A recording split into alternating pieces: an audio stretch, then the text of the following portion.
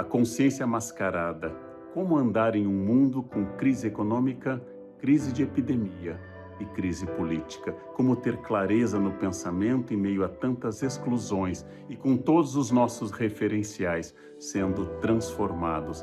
Sobre as máscaras sociais, sobre as máscaras do preconceito, sobre as máscaras da dor e sobre as máscaras da desigualdade que nos acompanham nesse momento.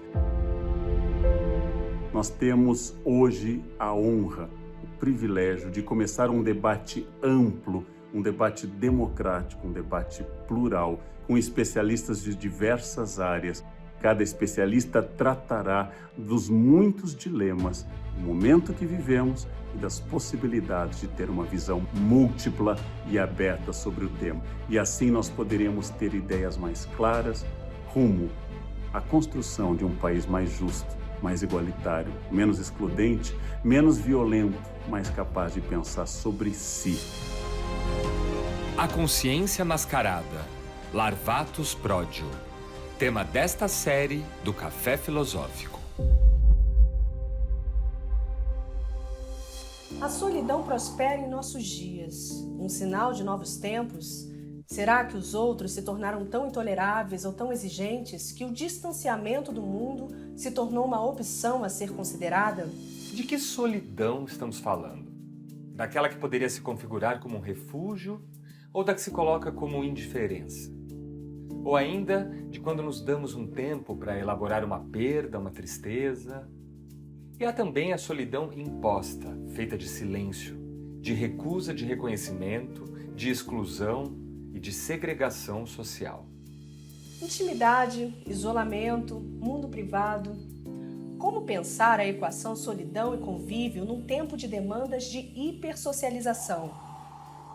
Eu queria começar a nossa conversa sobre solidão e convívio, enaltecendo a escolha do Leandro em relação ao tema das máscaras, porque esse tema tem uma afinidade muito forte com a própria ideia da consciência, tá?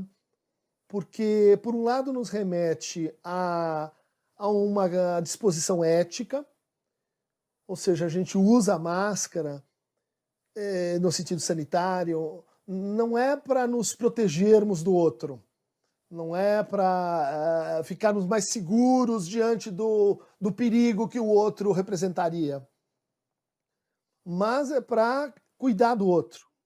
E que esse princípio se generaliza, nós estaríamos todos cuidando de nós mesmos. Portanto, seguros a partir do outro.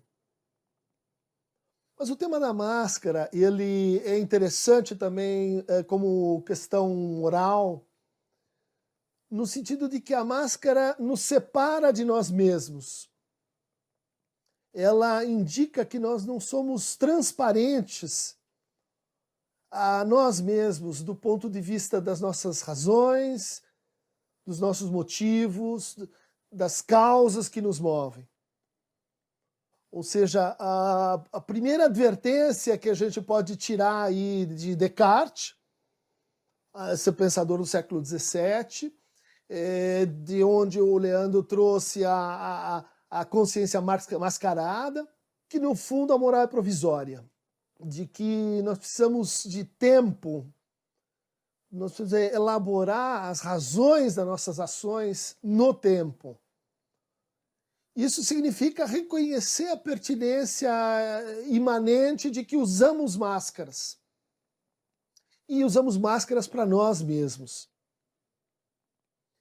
E eu gostaria de trabalhar essa distinção entre a máscara própria e a máscara para o outro, a partir de um exemplo semiclínico trazido pelo nosso grande filósofo e literato Machado de Assis, no seu Memórias Póstumas de Brás Cubas. Vamos lembrar que Brás Cubas conta a sua história do ponto de vista de um morto. Ou seja, aquele que não teria mais nada a esconder de si. Mas vejamos como ele aborda e reelabora no tempo as suas decisões éticas e morais, né? Como ele constrói para si retrospectivamente uma consciência. Em Memórias Póstumas de Brás Cubas, há um momento em que ele está montando seu jumento e o animal dispara. Ele é socorrido por Almocreve, um especialista na arte de conduzir jumentos. Fui aos alforjes, tirei um colete velho em cujo bolso trazia as 5 moedas de ouro. E durante esse tempo cogitei se não era excessiva a gratificação, se não bastavam 2 moedas. Talvez uma. Com efeito, uma moeda era bastante para lhe dar mostras de alegria. Examinei-lhe a roupa, era um pobre diabo que nunca jamais vira uma moeda de ouro. Portanto, uma moeda. Tirei-a, vi-a reluzir à luz do sol. Não a viu o Almocreve, porque eu tinha lhe voltado as costas, mas suspeitou-o talvez. Entrou a falar ao jumento de um modo significativo. Dava-lhe conselhos, dizia-lhe que tomasse juízo, que o senhor doutor podia castigá-lo, um monólogo paternal. Ri-me, hesitei, meti-lhe na mão um cruzado em prata, cavalguei o jumento e segui a trote largo, um pouco vexado, melhor direi, um pouco incerto do efeito da pratinha. Mas a algumas braças de distância olhei para trás. O Almocreve fazia-me grandes cortesias, com evidentes mostras de contentamento. Adverti que devia ser assim mesmo, eu pagara-lhe bem, pagara-lhe talvez demais. Meti os dedos no bolso do colete que trazia no corpo e senti umas moedas de cobre. Eram os vinténs que eu devera ter dado ao Almocreve em lugar do cruzado em prata. Porque, enfim, ele não levou em mira nenhuma recompensa ou virtude. Cedeu a um impulso natural, ao temperamento, aos hábitos do ofício. Então a gente tem aqui 3 tempos na elaboração moral do Brás Cubas. O primeiro tempo ele está marcado por um afeto específico que é o medo. Ele estava num jumento, o jumento sai em disparada, ele teme pela sua própria vida, o Almocreve aparece e o salva. Ele poderia dar tudo o que ele tem, porque o que estava em jogo é tudo que ele tem, é a sua vida. E esse afeto colocou Brás Cubas numa experiência de profunda convivialidade. Ou seja, viver junto é se proteger. É ser capaz de fazer esse gesto espontâneo, contingente, de salvar o outro. E é assim que a gente experimenta esse encontro. Isso quando a gente está junto com o outro e premido na relação maior com a nossa própria existência. Mas o que acontece no segundo tempo? Quando começa a haver um trabalho da consciência consigo mesma. Será que o outro vai dar valor a esse gesto que eu estou pensando em fazer? Como será que isso se elabora como um ato moral quando eu estou ali sozinho? E veja que floresce, então, no nosso personagem, o egoísmo. Floresce um distanciamento do outro. O Almocreve deixa de ser o salvador e passa a ser um tipo social, um personagem, alguém que está fazendo a sua função, né? que não agiu por benemerência, mas simplesmente cumprindo o seu trabalho. E isso reduz a gratidão em Brás Cubas e inaugura um terceiro tempo de reflexão, que acontece depois que ele dá um cruzado, só apenas um cruzado de prata, e vai embora. Ou seja, já aconteceu então aí a separação entre os dois. E aí acontece um processo conhecido como ressentimento. Brás Cubas começa a dizer assim, mas na verdade, mesmo esse cruzado de prata foi excessivo, foi demais. Eu estou me sentindo assim, culpado por de certa forma, me auto-enganar ao dar aquela retribuição para o Mocreve. Então, se a gente tem uma primeira máscara marcada pelo afeto do medo, uma segunda máscara solitária, onde aparece assim a dimensão do outro em nós, em que o outro deixa de ser aquele e passa a ser o outro tal qual a gente o fabula. E em terceiro lugar aparece a máscara do que Freud, que a psicanálise vai chamar de supereu. Ou seja, o supereu não só ele informa o que a gente não deve fazer, isso é proibido, mas também ele interpela cada um de nós, na nossa suposta solidão, como uma voz que nos chicoteia, dizendo: goza mais, aproveita mais, trabalha mais, consuma mais. Ou seja, produzindo uma deflação de si, uma espécie de autocrítica de si, que não é transformativa, que faz com que a gente se mantenha numa espécie de encargo infinito, tentando se livrar da culpa, e quanto mais a gente atende a isso, quanto mais a gente responde a isso, mais culpado a gente fica. Que é a consciência enquanto máscara, que nos leva a uma constante que atravessa os três momentos. E essa constante é a divisão subjetiva. Nossa consciência moral, ela depende da divisão entre o público e o privado, entre o amor e o desejo, os prazeres e os ideais. E dessa tarefa de sobreviver a esse complexo dual, né, nós nos criamos como super-heróis. Afinal, os super-heróis usam máscaras. E são mascarados enquanto produzem seus grandes feitos heróicos, éticos. Porque quando eles tiram as máscaras, eles se transformam em personagens banais, personagens que fazem sua função no mundo. Mas, vejam só, as máscaras são também o lugar onde a gente se cria como heróis, onde a gente se desdobra em outro. O nariz vermelho é a menor máscara e a que mais revela, como se ela abrisse uma frestinha para a gente observar as coisas ridículas da nossa quarentena, as dancinhas que a gente faz no banho, as canções inventadas na hora para cortar cebola e com isso a atividade ser menos chata. A pergunta que eu te faço é: a máscara de pano é suficiente para ocultar o ridículo humano?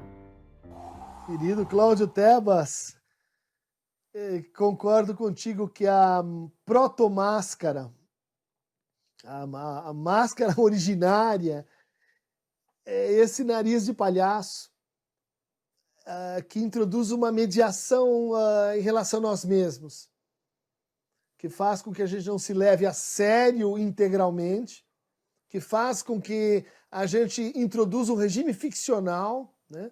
Um como ser que é lúdico, um como ser que tem que ver com essa lógica do encontro da qual a gente estava falando, e que tem que ver como recusa o exercício do poder. O palhaço, o bufão, como o psicanalista, é alguém que depende na sua prática da suspensão do exercício do poder sobre o outro. Para isso, ele precisa de um outro modo de uso da máscara. E é esse outro modo que eu gostaria de ver na máscara, vou chamar de máscara sanitária, na máscara que a gente deve usar agora, que vai entrar na nossa vida como um fator de segurança, como um fator de opacidade de algo assim que é muito importante para a gente, que é o rosto humano, né? O rosto humano é a matriz fundamental do encontro. A gente lê emoções, a gente lê afetos em microexpressões da face. Então, a hora que aparece essa máscara que cobre uma parte decisiva da boca, às vezes da face inferior, a gente vai sentir isso como o quê? Como perda de tração no laço com o outro. Mas aí vai se mostrar mais decisiva a nossa capacidade de convivialidade, né? A partir do que a gente não tem, a partir do que a gente perdeu. E também o humor é aquilo que permite a gente olhar para a infelicidade, para o medo, não para gerar imprudência, não para gerar o negacionismo, né? Mas para gerar algo que o humor traz, né? Que se chama inteligência, que se chama astúcia, que se chama a capacidade, vamos dizer assim, de dialetizar a solidão com o convívio e o convívio com a solidão. No próximo bloco... Conviver implica produzir um comum.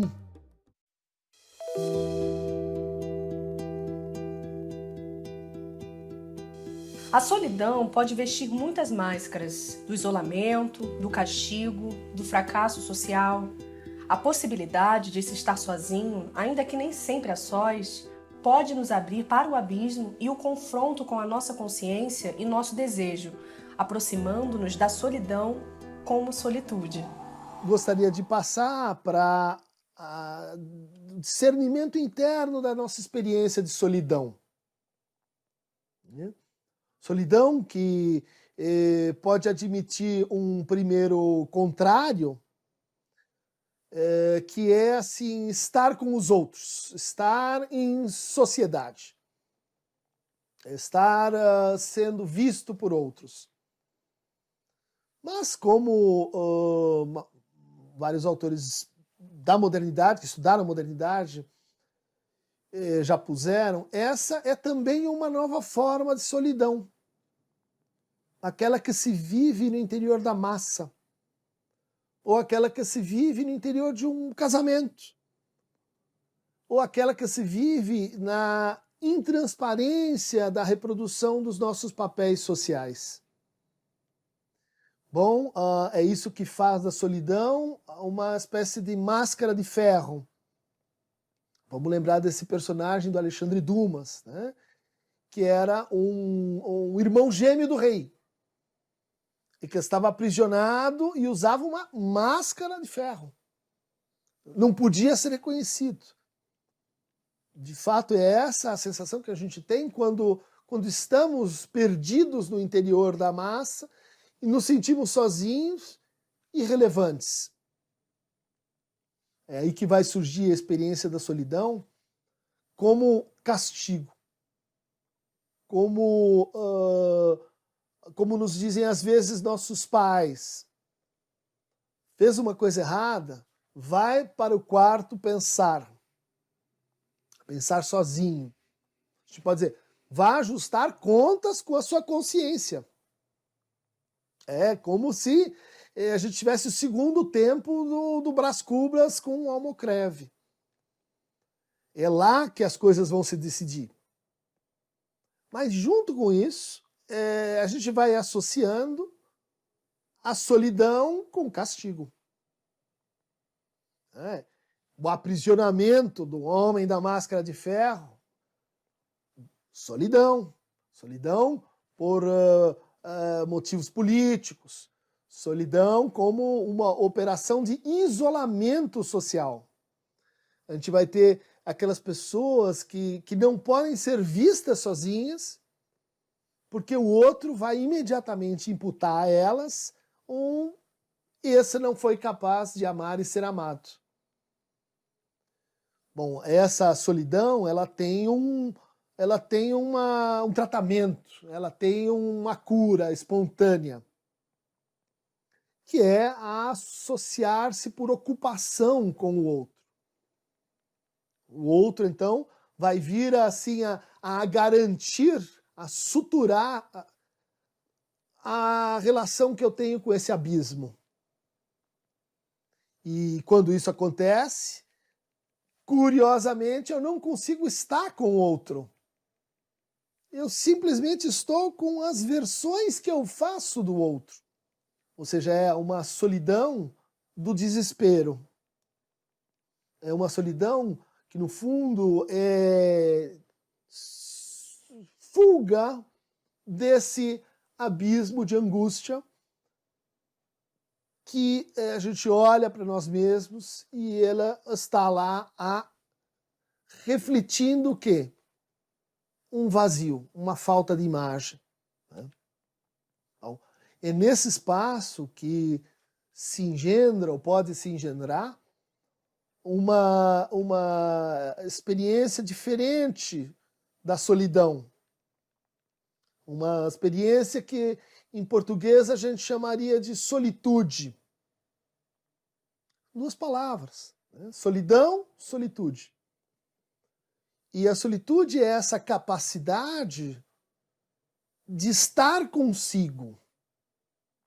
Estar consigo, incluindo o seu abismo, incluindo suas indeterminações, incluindo os seus fantasmas, incluindo os seres do seu deserto particular, os seres imaginários. Tá? Bom, essa capacidade de conviver consigo, ela é fundamental para o desejo, ela é fundamental para que a gente possa conviver com o outro. Sobre isso, o nosso poeta Guimarães Rosa tem uma série de colocações muito interessantes. Sempre sei realmente. Só o que eu quis todo o tempo, o que eu pelejei para achar, era uma coisa só, a inteira, cujo significado e vislumbrado dela eu vejo que sempre tive. A que era que existe uma receita, a norma de um caminho certo, estreito, de cada uma pessoa viver. E essa pauta cada um tem, mas a gente mesmo, no comum, não sabe encontrar. Como é que sozinho, por si, alguém ia poder encontrar e saber? Ou ainda da mesma obra. Sozinho sou, sendo de sozinho careço, sempre nas estreitas horas. Isso procuro. Então, essa forma de solidão específica, criativa, essa solidão que inventa uma nova experiência de linguagem, né? Ela vai se aproximar disso que a gente está chamando de solitude. Tá? Há uma outra faceta importante da solitude, que diz respeito à capacidade de manter uma certa intimidade. É a partir desse contato consigo, em solitude, que a gente pode deixar o outro chegar. É aí que vem a hospitalidade, é aí que vem a abertura para a experiência, é aí que vem uma série de atributos morais que nós valorizamos. Por exemplo, a noção de empatia. A ideia de empatia como um percurso em que a gente parte de si, se coloca no lugar do outro, mas descobre que no outro há uma alteridade, que o outro não é essa projeção de mim mesmo, esse duplo, né? O outro não é ele com a minha cabeça. O outro é ele com os seus fantasmas, com os seus infernos, com os seus abismos. Quando eu tenho essa experiência comigo, eu posso desdobrá-la para o outro e posso ser afetado pelo inferno do outro no meu inferno, no meu desconhecido, no meu inconsciente. Então, empatia não é identificação, porque nós não estamos assim gostando das mesmas coisas, torcendo para o mesmo time, com as mesmas disposições de mundo ou de crença. Identificação é bom, mas identificação cria simpatia com o outro, não cria empatia com o outro. A empatia depende de criar um espaço em que aquilo que nós vamos ter juntos é mais importante do que as intenções de um e as intenções do outro. Ou seja, a empatia, ela é uma experiência que depende da intimidade. E a intimidade, por sua vez, depende da solitude. Se você consegue ficar consigo, habitar a si, pode habitar o outro que há em si, e aí habitar e compartilhar o mundo com o outro que está fora de si. Esse pequeno percurso, ele vai servir para a gente diferenciar e introduzir a ideia de convívio. Convívio, convivas, tem que ver com comer junto. Viver, mas produzir uma experiência em que a palavra circula de forma horizontal. Kant tinha essa ideia de uma sociedade da mesa. Imaginar um conjunto de relações sociais que fosse a ampliação das relações que a gente tem quando come junto. Quando a palavra circula, quando a gente cozinha junto, quando a gente compartilha uma experiência que é de saber e sabor. Conviver é algo intermediário entre participar da sociedade, né, ser um indivíduo na sociedade, e ser uma pessoa de uma comunidade. Conviver implica produzir um comum. A produção de um comum que está à nossa frente, não às nossas costas. É essa ideia fundamental do convívio. Mas qual que é a sua condição? Né? Que a gente saia da solidão. Que a gente permita que a solidão seja vivida como solitude. Que a gente transforme a solidão nessa possibilidade de compartilhar com o outro uma experiência indeterminada. O convívio, portanto, vai remeter a essa lógica do encontro. A sociedade remete o quê? A ideia de uma circulação. A comunidade remete à ideia de uma origem. A convivialidade implica encontro. Você pode fazer parte da mesma empresa, da mesma escola, do mesmo lugar, sem conviver com aquela outra pessoa. Sem, portanto, dividir e compartilhar a sua vida em encontros. Né? Você passa pelas pessoas, mas não as encontra. Você, Christian, realmente acredita que exista algo como solidão? Você acha que solidão descreve alguma coisa real? Ou é um desses problemas que se resolvem não através de alguma resposta, mas através da dissolução do próprio problema? Eu diria assim que a solidão é uma patologia do social. É uma forma temporal, histórica, na qual o sofrimento é vivido.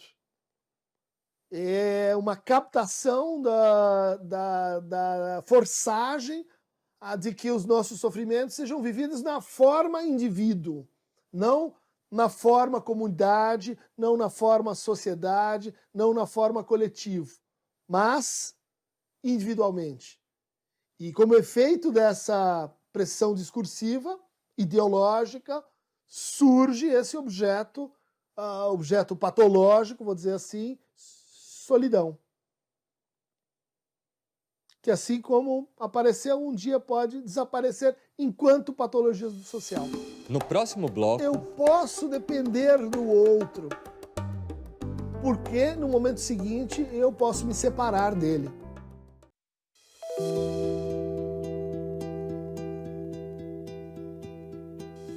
A consciência é algo que pode nos enganar e que muitas vezes nos impede de reconhecer a nós mesmos e ao outro. Mas a intimidade da solidão, na experiência da solitude, como capacidade de conviver consigo mesmo, é um dos caminhos pelos quais é possível pensar a contradição entre solidão e hipersocialização acelerada pelas massas digitais, ainda mais em tempos de confusão entre vida pública e privada. Há algumas figuras que permitem que a gente analise essas modalidades da solidão e como a solidão pode evoluir para a solitude. Cada um está, assim, fazendo alguma coisa, mas há algo nessa imagem que informa a gente que eles estão juntos. Eles estão juntos no seu silêncio. Eles estão juntos compartilhando uma mesma presença na floresta. Uma segunda imagem permite, de novo, pensar uma outra variação da solidão. Do lado de lá da janela, há algo que nos ilumina. Uma espécie de contra-espelho. Aí está a solidão, aí está a porta para a solitude. E essa tela do Munch, né, ela convoca em nós algo de horror, algo de temível, de solidão como desamparo, solidão como abandono. É tarefa para os pintores, para os artistas, para os psicanalistas, né, transformar a solidão em solitude. Porque quando isso acontece, né, a gente tem um outro registro de experiência no mundo.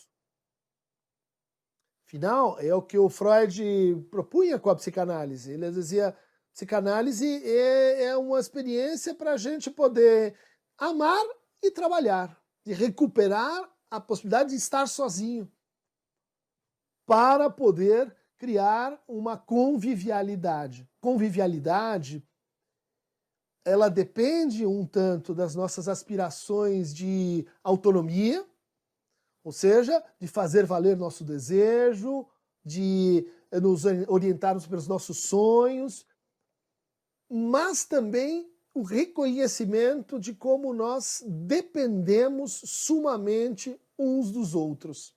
De uma dependência consentida, de uma dependência que diz assim, eu posso depender do outro, porque no momento seguinte eu posso me separar dele.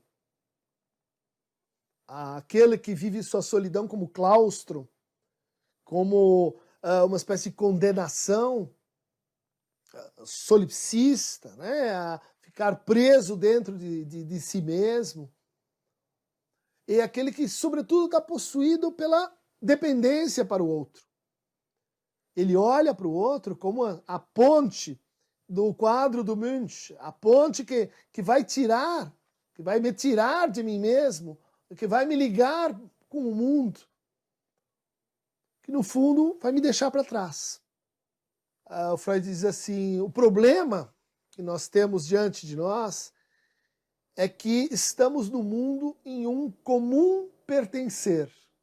Isso tem que ver com esse processo simbólico de conviver, de convívio, como extensão da solitude e como capacidade de suportar o que há de mal-estar em nós mesmos.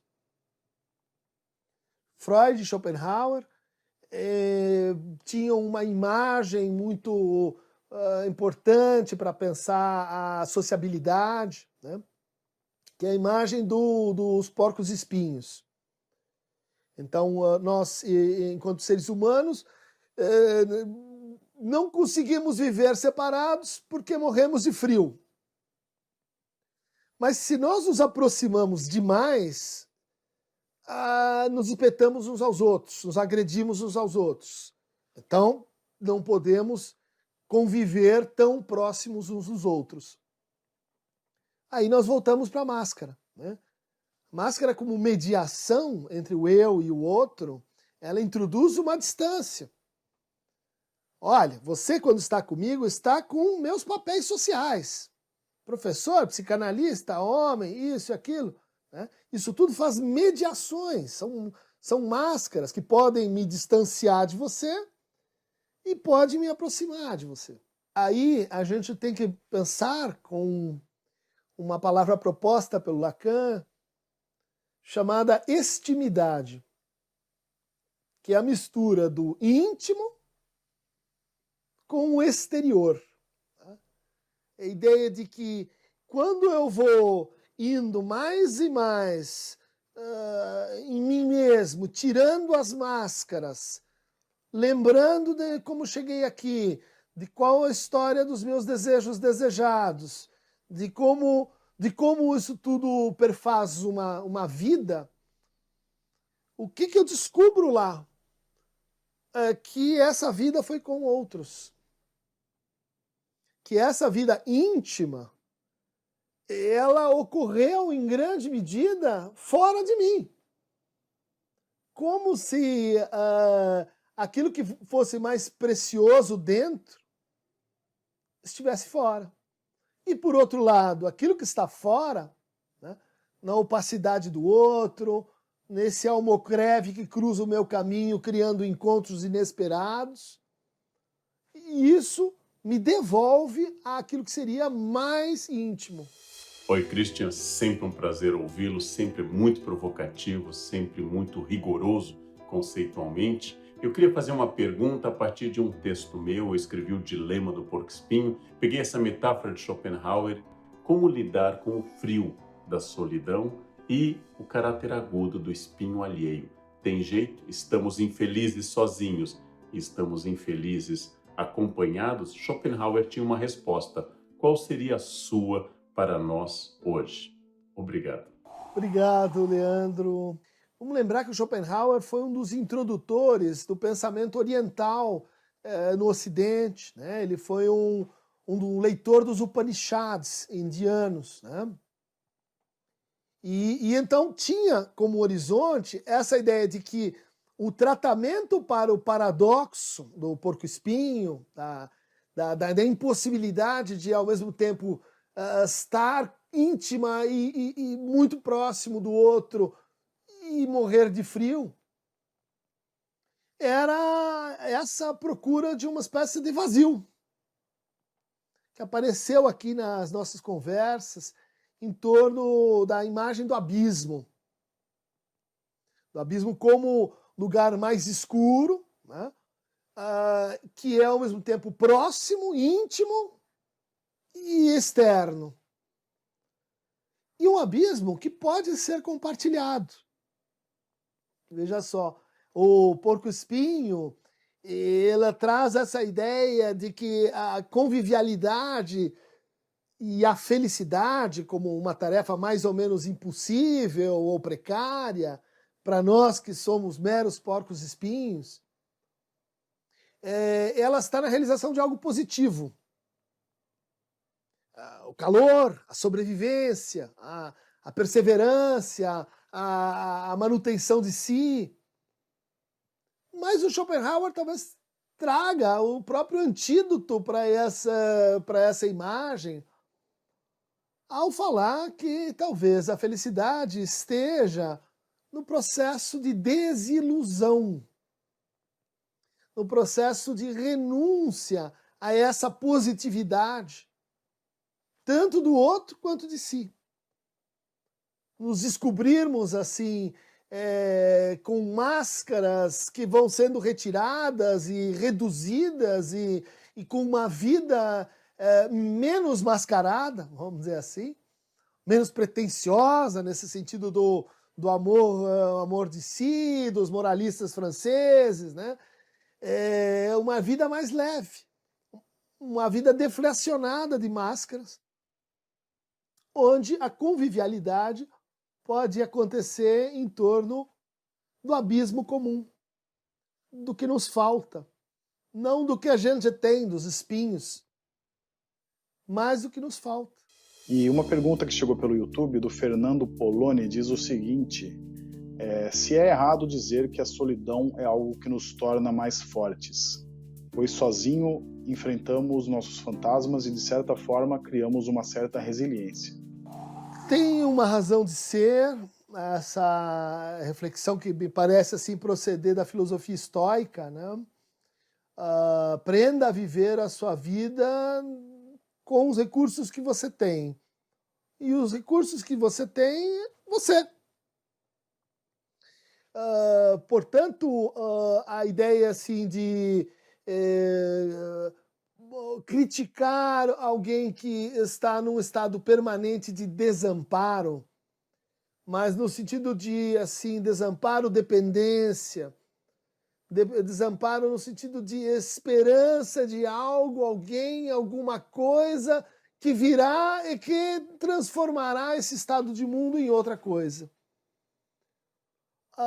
Isso é um dispositivo típico de idealização não de si nem do outro, mas idealização da experiência, que é o que de grave nós estamos enfrentando com a hipertrofia da narrativa da felicidade, da hipertrofia de certas retóricas narcísicas que dizem assim, olha, a vida ela tem que ser vivida com uma intensidade, com uma presença de sucessos e realizações indefinida que torna o comum, olha a expressão, né? O comum, o ordinário, a vida de comer junto todo dia, marcada por um sinal de fracasso e insuficiência. Enquanto isso vigorar, a gente vai ter, vamos dizer assim, esse apelo maléfico para a solidão como autossuficiência e não como autonomia. Tem sujeitos que são como aquele personagem do Ítalo Calvino, o Cavaleiro Invisível, que ele é uma armadura tão perfeita e funcional que quando ele se descobre mais além da sua autossuficiência, ele desmonta. Agilulfo passava atento, nervoso e erático.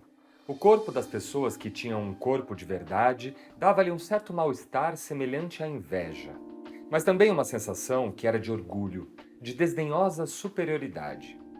Ali estavam os colegas tão falados, os gloriosos paladinos. O que eram? A armadura, testemunho de seu grau e nome, das façanhas executadas, da potência e do valor, ei-la reduzida a um invólucro, a uma ferragem vazia. E aquele pessoal roncando, o rosto amassado no travesseiro, um fio de baba descendo dos lábios abertos. Mas ele não era possível decompô-lo em pedaços, desmembrá-lo. Era e permanecia em cada momento do dia e da noite Agilulfo Emo Bertrandino dos Gildiverne e dos Altri de Corbentraz e Sura, armado cavaleiro de Selímpia, Citeriore e Fez, no dia tal, tendo para maior glória das armas cristãs realizado as ações tais e tais, assumido no exército do imperador Carlos Magno o comando de tais tropas e daquelas outras, e possuidor da armadura mais linda e imaculada de todo o campo, dele inseparável. Então, vocês viram aí o protótipo, né, de uma subjetividade escrava da sua própria identidade.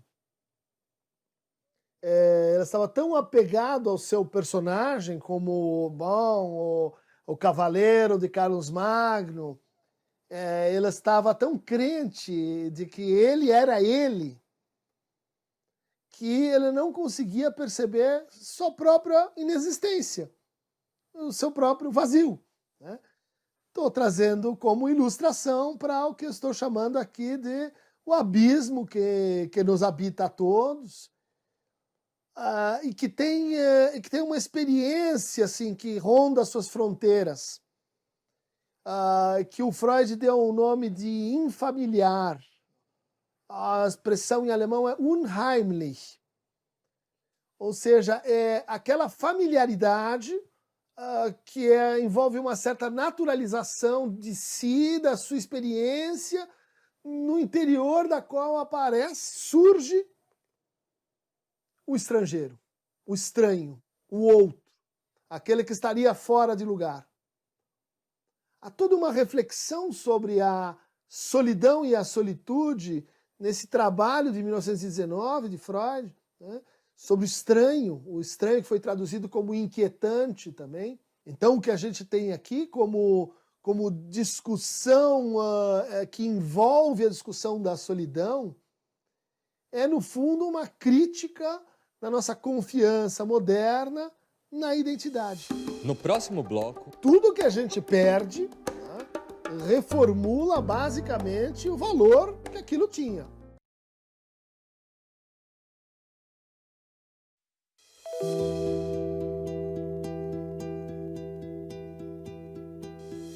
O quanto de uma solidão imposta, como foi agora durante a pandemia, por exemplo, que levou tantos ao desamparo, pode, por outro lado, ser um exercício benéfico de olhar para si e para o outro, de despertar a consciência da nossa autonomia, mas também da nossa dependência mútua, da importância, enfim, do convívio e do encontro. Olá a todos. Olá, Christian. Eu gostaria de fazer duas perguntas. Na pandemia, o esfriamento no trato com os mais velhos aumenta ainda mais a perda desse convívio, ainda acrescido da situação política e econômica, que mostra a ruína em que nos encontramos. Que estratégias, artifícios a psicanálise faz para manter esses sujeitos desejantes de vida? E a segunda é só uma reflexão em relação às crianças, que a gente sabe que nós teremos consequências imprevisíveis no processo de educação, a partir do que nós estamos vivendo. Grande Sérgio. É um temor muito frequente, o desamparo, a dependência que pode vir com o envelhecimento. Que eu gostaria de ligar justamente com a dependência que está lá no começo. A dependência que está na criança, né? Que está no que ela precisa receber do outro para conseguir subsistir. Acho que podemos reconstruir, sim. O Brasil está se tornando um país de idosos. O Brasil está adquirindo uma consciência outra sobre a infância, infâncias heterogêneas. E um elemento comum nessa dupla experiência para a qual a psicanálise pode chamar a atenção é justamente como a lógica do encontro, como o envelhecimento pode produzir uma qualificação do encontro com o outro, do encontro capaz de fazer testemunho, do encontro capaz de fazer memória, o encontro que está para além desse universo funcional produtivo, essa qualificação da vida num espectro mais cromático, mais diverso, não só centrado no herói de meia-idade, produtivo, que é aquele que é o personagem tipo, que seria o protagonista dos acontecimentos do mundo, é um herói que tem que morrer. Eu vou lembrar aqui que os filósofos estoicos diziam, olha, o momento de fazer filosofia é quando você está na velhice. É aí que você pode dizer alguma coisa sobre a vida. Acho que essa sabedoria, o sabor, esse saber, ela tende a adquirir mais e mais importância quando a gente começa a pensar uma vida comum, uma vida global comum, uma vida de mútua interdependência e mútua afetação. Essa experiência coletiva, social, global, de recolhimento social, ela vai reformular, acredito, completamente nossa relação com a solidão e com o convívio. Tudo que a gente perde, reformula basicamente o valor que aquilo tinha. Perca alguém para ver o quanto aquela pessoa não cresce na sua vida. A A experiência da Berta foi real e concreta. Por outro lado, talvez a gente tenha passado por uma dieta narcísica. Muito bem-vinda. Estávamos achando grandiosos, senhores soberanos do mundo, que no Facebook decidimos quem sim, quem não, essa sim, aquela não. Esse vírus produziu uma solidão mais humilde. Uns mergulharam ainda mais nas suas solidões, eu vou chamar assim, mais patológicas. Outros se curaram das suas solidões patológicas porque isso virou normalopático, né? Agora estão todos solitários. Opa, beleza, não me sinto mais um diferente, porque estão todos como eu, né? E também a gente tem que considerar aqueles que descobriram coisas nesse outro tempo, do recolhimento em casa, das telas, da escrita, da leitura. A gente tem observado processos muito curiosos, muito interessantes de autotransformação, vamos dizer assim. Por muito tempo achei que a ausência é falta e lastimava ignorante a falta. Hoje eu não a lastimo. Não há falta na ausência. A ausência é um estar em mim e sinto-a aconchegada nos meus braços, que rio e danço e invento exclamações alegres, porque a ausência, essa ausência assimilada, ninguém a rouba mais de mim. Para assistir na íntegra os programas desta e de outras séries, acesse o canal do Café Filosófico no YouTube e a página do Instituto CPFL nas redes sociais. São aquelas versões em que o amor de si faz o sujeito ter uma atitude, né, de assim, eu não preciso de você. Vocês vão ver a falta que eu faço para vocês. Eu vou para um lugar onde eu vou ficar sozinho. Muitas vezes essa solidão gera um rebote dramático. Ninguém vem te buscar, ninguém vem dizer volta, pelo amor de São Dimas à tarde.